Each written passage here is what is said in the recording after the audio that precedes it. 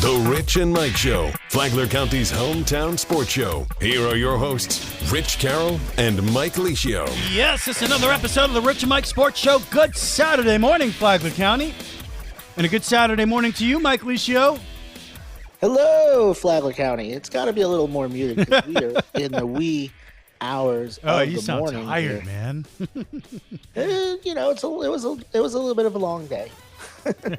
Well, as we promised, post-game show, 11:30 in the morning here on WNZF, but we are recording directly after the big game last night, the Potato Bowl, the 17th Potato Bowl, and man, I got to tell you, Mike, it was a little hairy there for a second because I didn't think I was going to make the game because I have never seen Flagler County roads like that.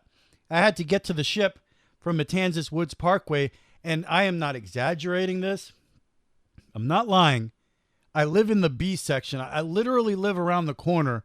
I left my house at 6:15. I got there at 7:30.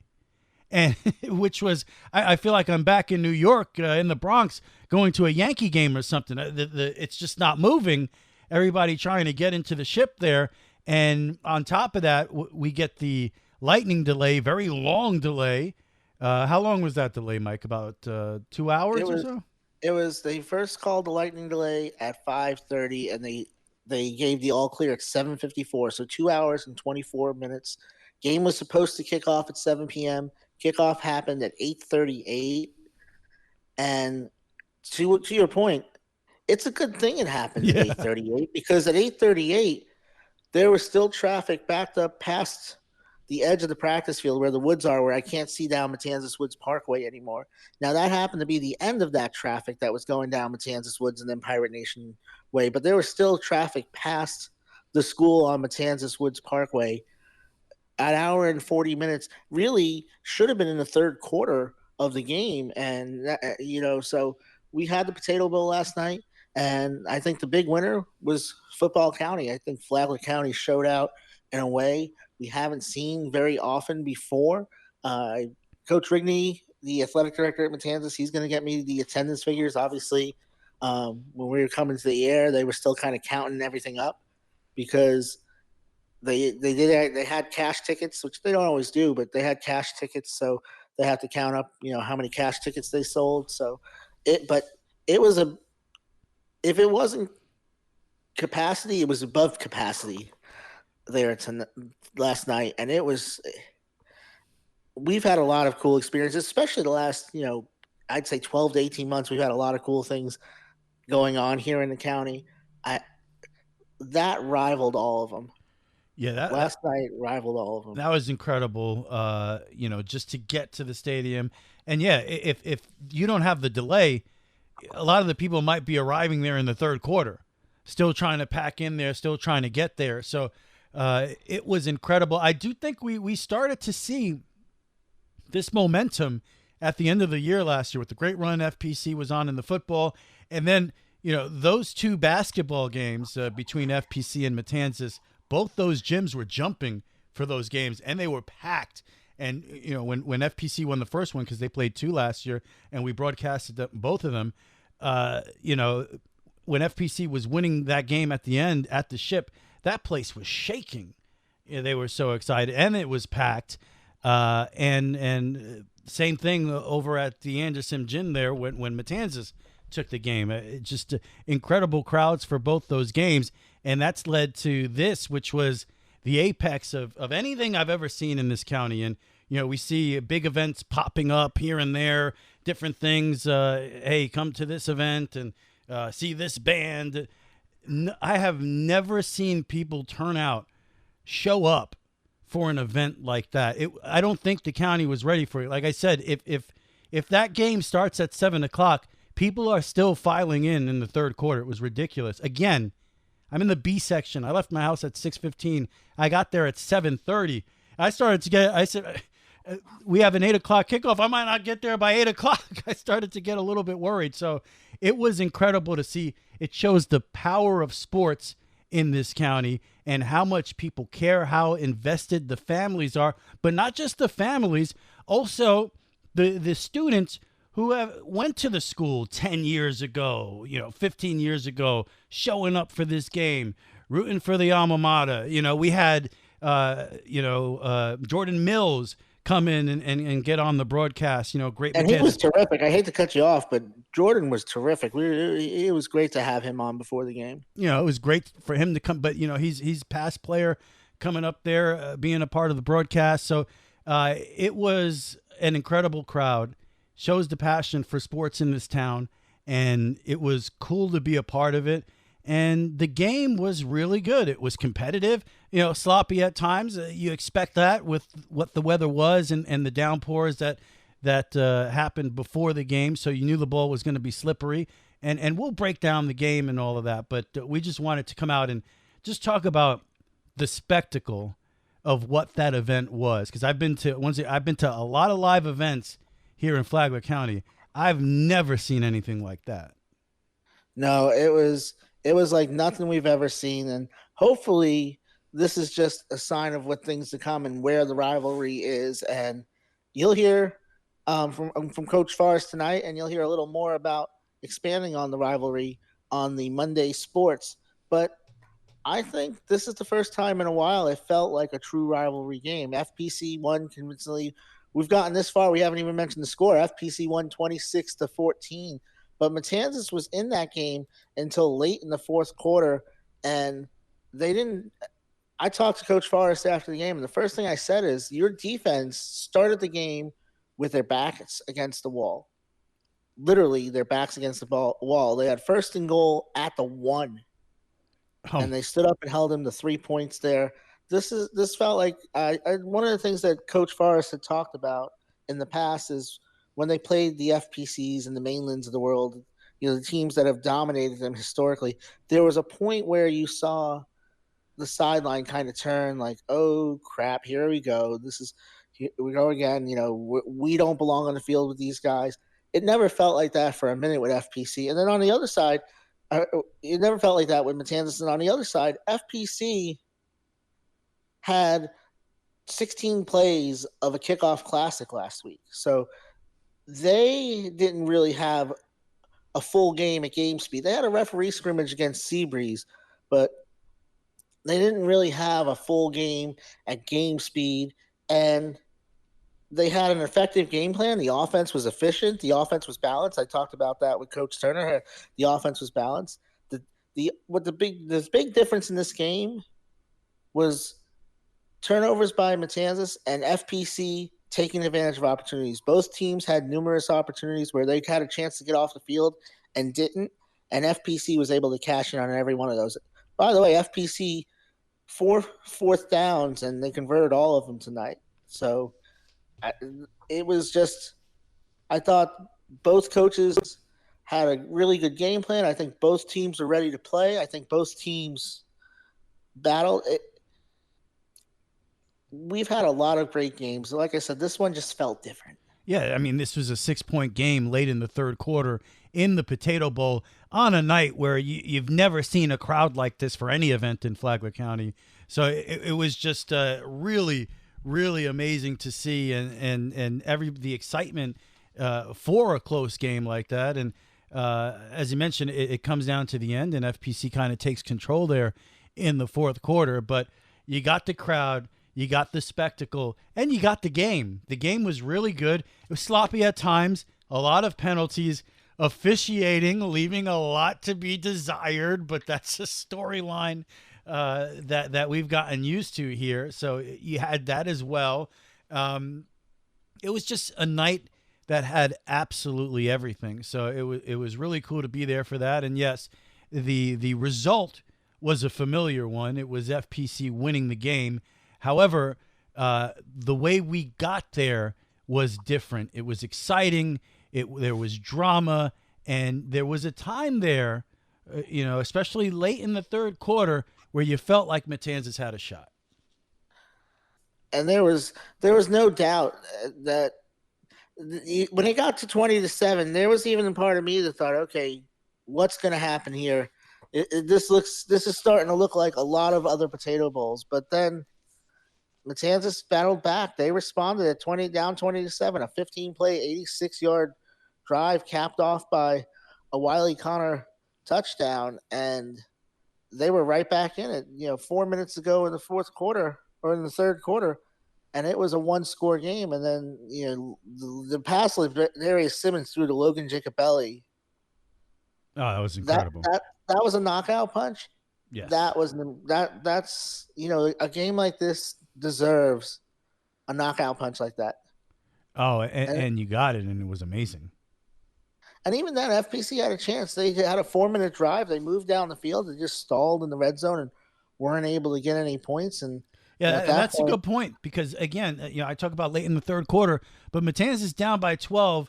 About 8 minutes left in the fourth quarter. They're moving the football. They got to a third down, and I forget what the down was, but they had the ball at the 5-yard line before penalties and perhaps bad decisions pushed them back. But if they score there, I'm trying to remember. I think it got to about 6 minutes on that drive. If they score there and get back to within 6 with halfway through the fourth quarter, Matanzas would have had a shot there. So all the way till about halfway through the fourth quarter, there was real drama in that game where you definitely were not sure about the outcome yet. So that drive stalled with 4:03 left in the game. That was when that drive stalled. And so part of it was that if you're going to take that much time to score, you have to get points. And I think everybody knows that. That was an 11-play drive that took 4.5 minutes off the clock. You have to get points in that situation. And once you didn't, FPC was able to finish the game, which, again, I was very impressed with FPC. I thought had a great game plan for a muddy field. They took a lot of the reads out of the offense. They went more power I, but both their tight ends, I should note this, that both FPC's tight ends did get injured in the first quarter, so they did need to alter their plan a little bit, and that's why you saw more of the I formation. But then they were mixing up the spread offense too, so that's an interesting thing to talk about with FPC is that they seem to have two different offenses they're running. They're running that power run that I know Patrick Turner from most of his time at Menendez and Palaka, but then when Patrick Turner has had quarterbacks that he's confident in, you'll see more of what you saw tonight, where you're going to see he still wants to run the ball, 80% of the time, but he's going to spread the ball. He's going to spread the offense out. He's going to spread formation. He's going to attack down the field, which they did. Each quarterback, Caden Birchfield had a nice deep pass to Nolan Caliendo for a touchdown, and then, of course, we talked about the touchdown pass to Jacobelli. We saw them push it down the field. But with Hafer and Basulka out there, two tight ends, they made adjustments and were able to, they had a couple big pass plays. They had a couple of, 20-yard runs. But for the most part, they were just, methodically moving the ball down the field.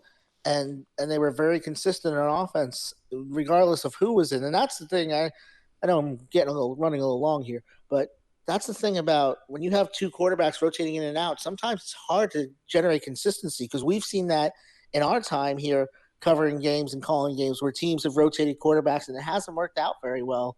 And we've seen teams struggle with that. They didn't seem to have any issues with it tonight at all. Yeah, it's a conversation that we've had often in the past. And we all know the old saying where, if you have two quarterbacks, what that means is you have no quarterbacks. So that's one way of thinking. But it's not even that FPC has two quarterbacks, but it also seems like they have two different offenses. And the odd thing about it as well was it's not like you had one offense for one quarterback and one offense for the other. You saw both quarterbacks in the power formations and in the spread formations. You saw both quarterbacks airing the ball out. You saw both quarterbacks using their legs to make plays. So it was pretty interesting to see a lot of promise there, a lot of talent there at the position for the Bulldogs. And it seems that both guys have a really good grip on what Coach Turner is coaching and how to execute. Now, obviously, penalties were a big issue in this game, and they were fortunate even to come away with 3 points on that first drive when Matanzas stood tall at the goal line because they fumbled the ball twice in a row, second down and third down, and were able to recover the football there. So as a matter of fact, I don't think FPC turned the ball over last night, where Matanzas had 5 turnovers. Look no further. That's where the game is won and lost. And it's also won and lost on big penalties on fourth down plays, big plays on fourth down. As you mentioned, FPC had plenty of those as well, where you think you have them stopped. And then, you see Simmons make a couple big plays with his legs. You see, I believe that was, what did they get? A 38-yard completion on 4th and 1. Birchfield to Caliendo, who Caliendo looks great this year. Wow. But it's just that's what wins and loses games. But the Bulldogs, who are they? Maybe there's a lot to what they do, and that gives the Coach Turner, the ability to say on any given night, this is working, we're going with that, and we have 2 guys that can really execute either one of these game plans. And they switched, and they alternated quarterbacks from series to series, but they also switched them out in the middle of drives too. Like they would have Simmons come in for a couple of plays, and then Birchfield would come in for a couple of plays, and the offense didn't skip a beat. You talk about Nolan Caliendo; he's only a sophomore, and you see the growth he's made, and he had a very productive freshman year as a wide receiver. You see the growth tonight. You saw some of the growth he's made as a wide receiver. 6 catches, 89 yards, that 28-yard touchdown pass. And there's no question who the go-to guy is. And that's the thing about Coach Turner's offense, is that usually he's going to have 1 or 2 go-to receivers, and then they'll get the ball to other guys involved. But most times the heavy lifting is going to be done by 1 or 2 receivers, and that's what you saw tonight.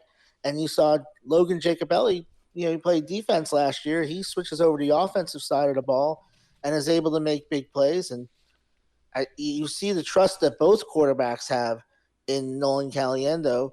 And I think that's something that, coming from Coach Jake Medlock's offense last year as a freshman, as a sophomore, he's kind of taken a leadership role in this receiving core, and it paid dividends last night. It sure did. They looked great. A lot to work on as far as the penalties are concerned, but a lot of potential with the Bulldogs there on the and I did want to mention too, as well, when you're talking about Caden Birchfield, you want to talk about growth. He can throw the football. He slings it. That was the word I was using. Both guys can, but there's something about Birchfield's delivery. It's such a quick release that you've only seen from elite quarterbacks over the years. I mean, that release makes me think about Dan Marino, makes me think about any of these, Brett Favre, where you barely, make any motion. It's just out of there. You sling it. And that was impressive to see. And not only was he slinging it, he had power behind those throws. He had accuracy. So I was impressed by both guys. And the quick release from Birchfield was very impressive to me. 6 for 8, 92 yards and a touchdown. Ladarius Simmons, 3 for 4, 79 yards and a touchdown. And I pointed out in the broadcast, Ladarius Simmons comes in off of a 78% completion percentage for the season last year and 72% for his career. I think with Caden Birchfield, I think last year was a tough year for him, and I think by the end of the year his confidence was shattered. And this is Mike talking out his rear end. This is not anything people told me. This is just how I feel about things. So if I'm wrong, I apologize. But it felt like his confidence was shattered by the end of the year. It felt like it was a tough year for him early on, and early on he showed flashes, and then as things started, injuries started to pile up for Matanzas, and the offense started to struggle. It felt like he lost his confidence. It looks like he's got his swagger back, because he had that swagger earlier in the year last year. It looks like he's got that swagger back, and he trusts what he's doing. He's making plays. And then one thing about this offense is it's not gonna. They threw the ball 13 times, and one of those was actually a trick play. They're not going to put a whole lot of pressure on the quarterbacks to have to repeatedly make throws. They're looking for what I call the Throwvember quarterback. So the quarterback who on 3rd and 6 can make a 7-yard completion. And maybe the thing that makes these quarterbacks special is not only can they make those completions, and both of them are very accurate with the ball, they can make the big play when they need to. They both made big plays tonight too. So lots to look forward to there with FPC. We'll be with them in 2 weeks down at Mainland. That will be a big test for this team. And then for Matanzas, I think there's a lot to grow on. I know you'll hear Coach Forrest say there's no moral victories, but I feel like there's a lot to grow on, and I think there's a lot that we're going to see from this Matanzas team. Yeah. And I think they learned a lot about themselves last night. And speaking of the coaches, we're running out of time here, so we're going to have to get to the coaches. We're going to hear from both of them after this. Thank you so much for recommending us to your family and friends. When you need a 30, 60, or 90-minute massage, it's real easy to book your appointment online. MassageByNatalie.org. MassageByNatalie.org. Jaguars football is officially back. Be there as number 2 overall draft pick Travis Hunter, quarterback Trevor Lawrence, and new head coach Liam Cohen take the field for the first time during the 2025 NFL regular season. Secure your seats for when the Jaguars take on the Panthers September 7th by going to jaguars.com/tickets or call 904-633-2000. We'll see you at the bank. So the Pirates also committed a lot of turnovers. Rich Mike Sports Show on a Saturday morning post-game show for the Potato Bowl. Pirates committed a lot of turnovers, 5, and also a lot of penalties, but a lot to grow on. Hey, I liked what I saw from Cole Walker at times. I also thought Wiley Connor looked really good last night as well. And they've had some good wide receivers for a while. So a lot to build on there. This is one of their best efforts in quite a while against FPC. So I think there's some positive there, Mike. Yes, sir. And, we talked to Coach Forrest after the game, and I think he felt like he put a lot of the loss on himself. Our kids played hard. Our kids fought to the very end. Our kids believed they were going to win all week.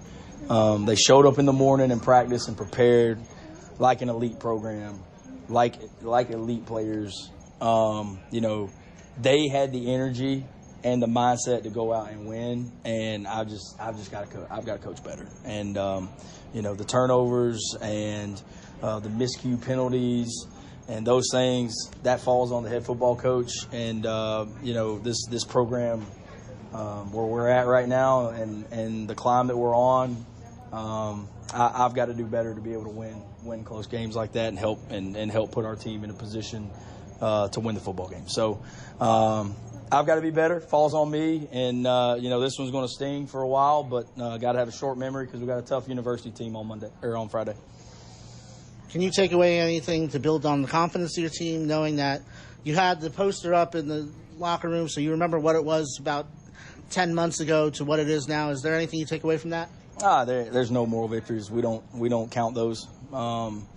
This is a rivalry game, and we had our opportunities to go out and win it, and like I said, just mistakes and turnovers, and that falls on me as the head football coach, having to be able to limit those mistakes. So, if people didn't think it was a rivalry before, it's definitely a rivalry now. Considering the scores and JV the last 3 years has been a one-score game, and this was the most competitive game in a long time. So, we're not going anywhere. We're here for the long haul. This program's on the rise. I meant what I said earlier today, and like I said, that's why it's kind of rejuvenating me as I'm thinking about it right now. Just I've got to do better leading this football team and being the head football coach. So we got a long season ahead, and we got another tough opponent on Friday. So we got to get back to work and ready to rock and roll so we can keep climbing and moving forward. It seems like and we'll have the Pirates again on Friday, so look forward to that right here on WNZF. That's game number 2 on the season. All right, set up the Turner interview, Mike. So Coach Turner got to lament on victory, becoming county champion in his first game, and talked about his team, and not only that, but also the community showing out. Coach, seemed like tonight was about your team taking advantage of opportunities. There were a couple times where penalties kept your offense on the field, and every time they did, they were able to make something out of that. What's that say about where your offense is at this point, being early in the season? good, but not best. I think there's still things we can clean up. Offensive line played really, really well. Like I said, we had 2 injuries to 2 key positions, our tight ends, 2 tight ends that we also rotate, and both of them are equally as good. And both of them went out. One has an ankle, one had a shoulder, and so that kind of put us in a bind as far as that goes. But we had some receivers step up, some different personnel groups step up.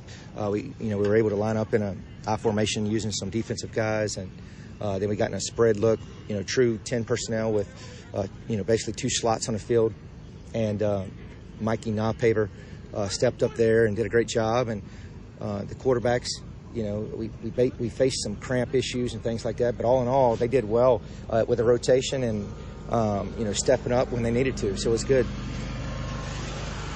Tonight, you're on offense. It was 2 of everything. You had 2 quarterbacks, 2 running backs, 2 wide receivers that were really all contributing tonight.